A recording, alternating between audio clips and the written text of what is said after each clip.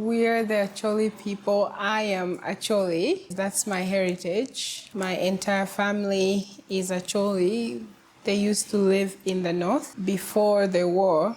Then there was this group led by Joseph Kony. He had this delusional thought of that God sent him to, I think he twisted the Bible around and he started killing people. It started with his cousin called Lakwena. Eventually, he picked up on that delusional thought and started killing the Acholi people, or people from the north in general, because it's not only the Acholi people who were getting killed, there were the Langi, anyone in the northern territory. He used to take child soldiers and kill families. Many people had to flee. Some were rescued by the government with the help of the UN and USAID, and they built camps where they could be safe, where they could be protected. Some made it to Kampala, in a place where the king of Buganda gave land so that they can feel safe there. And my family was among those people, not the entire family. Some didn't make it, some were killed.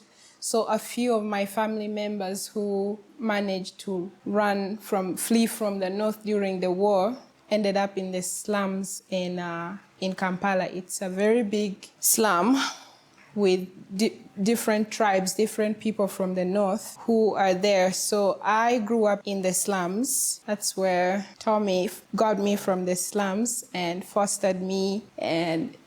But my life in the slums was not good. I didn't have the chance to go to school.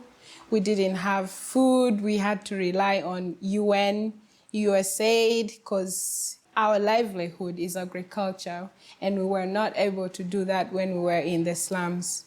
So for a long time, there was no school. Many kids got sick, they died, because it's just so many people in a very tiny space. There is no clean bathrooms.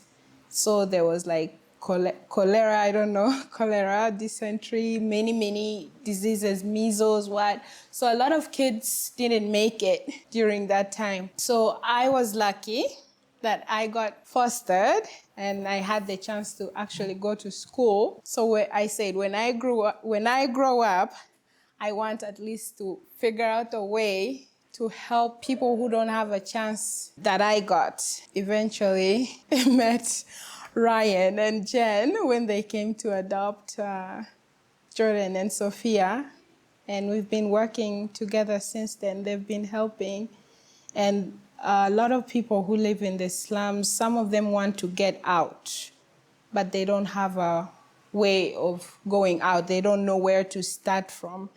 So the idea of the village is to provide a safe place where they feel free and they can get these better facilities like school. And in the north, it's a big challenge. We don't have good schools.